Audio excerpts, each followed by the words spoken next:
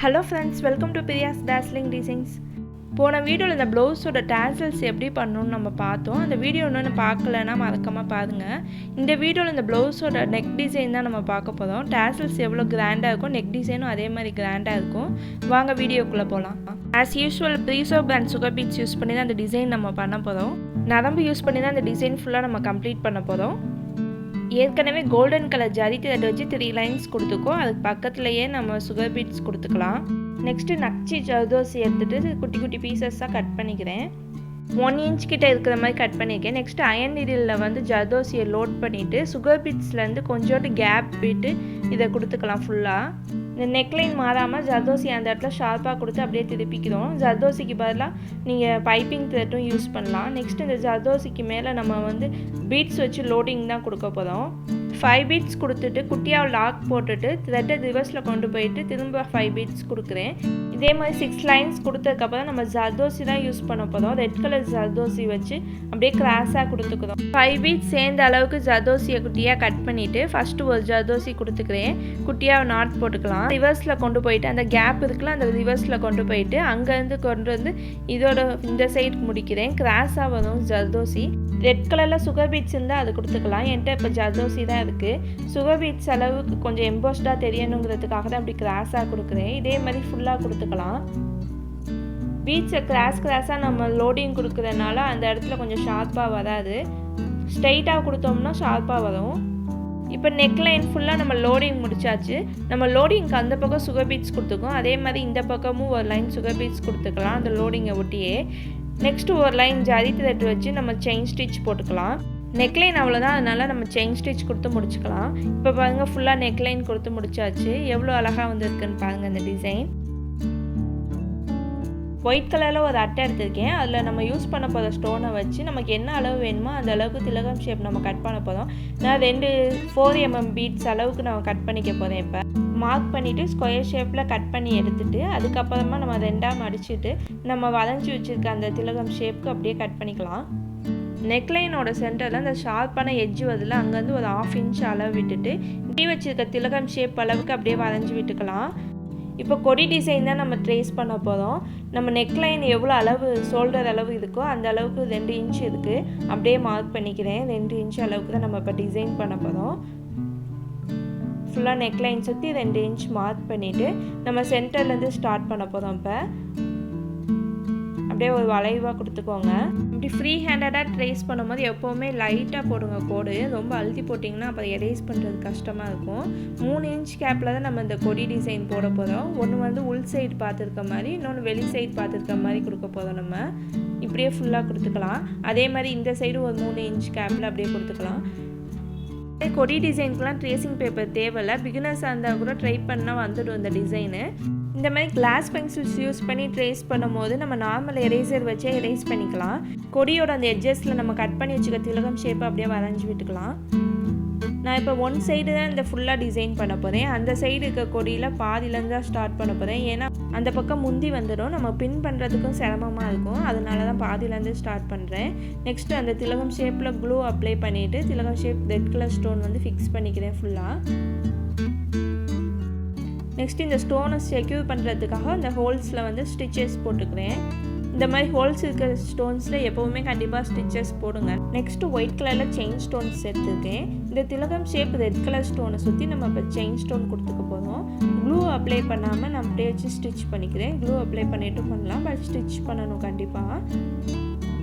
2 stone விட்டு விட்டு நான் ஸ்டிச் பண்ணிக்கிறேன். அப்படியே திலகம் ஷேப் வர மாதிரி அப்படியே கட் பண்ணி எடுத்துக்கோங்க. எண்ணாட் போட்டுக்கோங்க ஒவ்வொரு டிசைன் முடிச்சோனையும். நெக்ஸ்ட்டு சுகர் பீட்ஸ் கொடுத்துக்கிறேன். 2 சுகர் பீட்ஸாக வச்சு அப்படியே ஸ்டிச் பண்ணிக்கலாம். ஷார்ப்பாக வர மாதிரி முடிச்சுக்கோங்க. நெக்ஸ்ட்டு 4mm ரவுண்ட் பீட்ஸ் எடுத்துக்கேன். அப்படியே நீடில் இன்செர்ட் பண்ணிக்கலாம். இந்த திலகம் ஷேப் சுற்றி நெக்ஸ்ட்டு 4mm ரவுண்ட் பீட்ஸ் ஒவ்வொன்றா வச்சு ஸ்டிச் பண்ணிக்கலாம். ஷார்ப்பாக வர மாதிரி முடிச்சுக்கோங்க எட்ஜில். நெக்ஸ்ட்டு இந்த திலகம் ஷேப்லேருந்து நம்ம சுகர் பீட்ஸ் வச்சு அப்படியே ஒவ்வொரு கொடியையும் நம்ம கனெக்ட் பண்ணி விட்டுக்கலாம். 2 சுகர் பீட்ஸாக வச்சு அப்படியே ஸ்டிச் பண்ணிக்கோங்க. ஒரு கொடி முடிஞ்சோன்னா எண்ணாட் போட்டுட்டு திரும்ப அடுத்த திலகம் ஷேப்லேருந்து ஸ்டார்ட் பண்ணி இதே மாதிரி சுகர் பீட்ஸ் வச்சு எல்லா கொடியையும் இதே மாதிரி கனெக்ட் பண்ணி விட்டுக்கலாம். நெக்ஸ்ட்டு எங்கெல்லாம் கேப் இருக்கோ அங்கெல்லாம் சுழி மாதிரி போட்டுக்கலாம். கொடியை ஒட்டி வந்துச்சுன்னா சுழி மாதிரி போட்டுக்கோங்க, இல்லாத இடத்துல வந்து ரவுண்டாக போட்டுக்கலாம். இந்த இடத்துலலாம் நம்ம ஒயிட் கலர் ஸ்டோன்ஸ் தான் ஃபிக்ஸ் பண்ண போகிறோம். ரன் ஸ்டோன் எடுத்திருக்கேன். இந்த ஸ்டோனில் ஹோல்ஸ் இல்லாதனால B7000 க்ளூ அப்ளை பண்ணிக்கிறேன். இந்த க்ளூ கொஞ்சம் ஸ்ட்ராங்காக இருக்கும், ஸ்டோன் அவ்வளோ சீக்கிரத்தில் விழுகாது. ஸ்டிச் பண்ணுற மாதிரி ஸ்டோன் இருந்தால் சாதாரண ஃபேப்ரிக் க்ளூவே அப்ளை பண்ணிக்கலாம். இப்போ கேப்லாம் ஃபில் பண்ணியாச்சு. இந்த ஸ்டோனை சுற்றியும் நம்ம வந்து பீட்ஸ் கொடுக்க போகிறோம், சுகர் பீட்ஸு.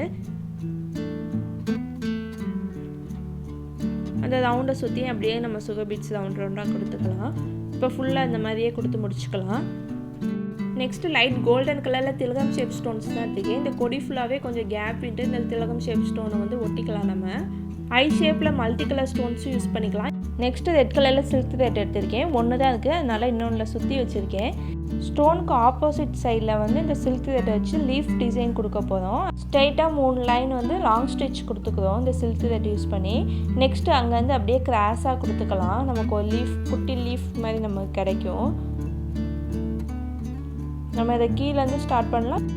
அப்படியே மேலேருந்து கிராஸாக கொண்டு வந்துட்டு குட்டியாக ஒரு லாக் போட்டுட்டு திரும்ப மேலே கொண்டு போயிட்டு அங்கே ஒரு குட்டியாக ஒரு லாக் போட்டுட்டு இப்படியே சைடாக நம்ம கொடுக்குறோம். ஃபுல்லாக அந்த எட்ஜ் வரைக்கும் கொடுக்கணும். இந்த டிசைன் ரொம்பவே ஈஸி தான். நமக்கு ஃபஸ்ட்டு கொடுக்கும்போது தான் கொஞ்சம் கஷ்டமாக இருக்கும், புரிஞ்சிச்சுன்னா ரொம்பவே ஈஸியாக இருக்கும்.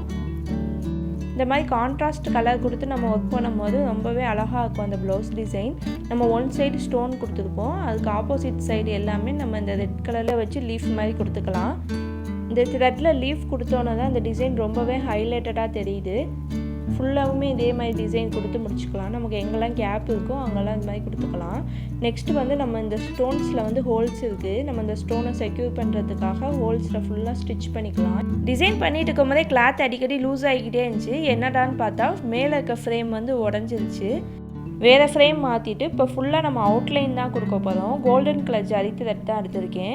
ஸ்டோன்ஸு, அந்த red colour leaf, white colour stone எல்லாத்த சுற்றியும் நம்ம இப்போ அவுட்லைன் கொடுத்துக்கலாம். இந்த வீடியோ ஃபுல்லாக ஸ்பீட் பண்ணி தான் காட்டியிருக்கேன், இல்லைனா ரொம்ப லென்த்தாக போகும். இந்த ஸ்டெப்ஸில் ஏதாச்சும் புரியலைன்னா கமெண்ட் பண்ணுங்கள், தனியாக ஷார்ட்ஸ் போடுறேன். இது ரொம்பவே ஹெவியான டிசைன் தான். நெக்ஸ்ட்டு வந்து நம்ம புட்டாஸ் கொடுக்குறதுக்காக வந்து குட்டி திலகம் ஷேப் ஸ்டோன் தான் எடுத்திருக்கேன்.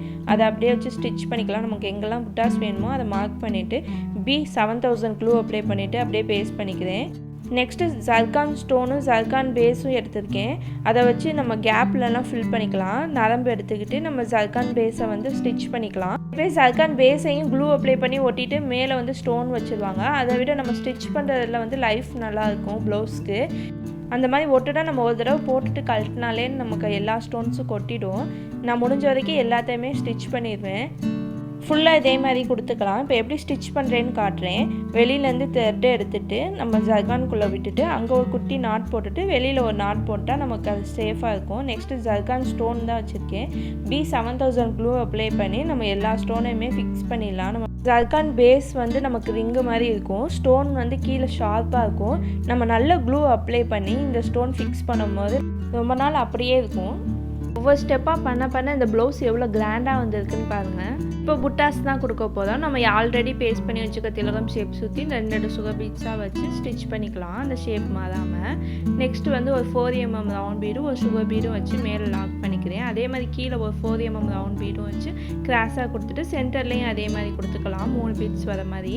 பேக் நெக் ஃபுல்லாக இப்போ டிசைன் பண்ணி முடிச்சாச்சு. இந்த டிசைன் எவ்வளோ கிராண்டாக வந்திருக்குன்னு பாருங்கள். இந்த ஸ்டோன்ஸ்லாம் யூஸ் பண்ணும்போது நல்லா கிளிட்டர் லுக் கிடைக்கும் நமக்கு. பிரைடல் ப்ளவுஸ்க்கு இந்த மாதிரி டிசைன்ஸ் நீங்கள் சூஸ் பண்ணிங்கன்னா ஸ்டேஜில் இருக்கும்போது அந்த ரைட்டுக்கு நல்லாவே கிளிட்டரிங்காக இருக்கும் இந்த ஸ்டோன்ஸ் எல்லாம். இந்த டேசல்ஸ் மாதிரியே நம்ம நெக் டிசைனும் நல்லா கிராண்டாக வந்துருச்சு. நெக்ஸ்ட் வீடியோவில் நம்ம ஸ்லீவ்ஸ் எப்படி பண்ணலான்னு பார்க்கலாம். ஓகே ஃப்ரெண்ட்ஸ், இந்த வீடியோ உங்களுக்கு பிடிச்சிருக்குன்னு நினைக்கிறேன். லைக் பண்ணுங்கள், ஷேர் பண்ணுங்கள். இதே மாதிரி வீடியோஸ் பார்க்க மறக்காம நம்ம சேனலை சப்ஸ்கிரைப் பண்ணிக்கோங்க. தேங்க்யூ ஃபார் வாட்சிங்.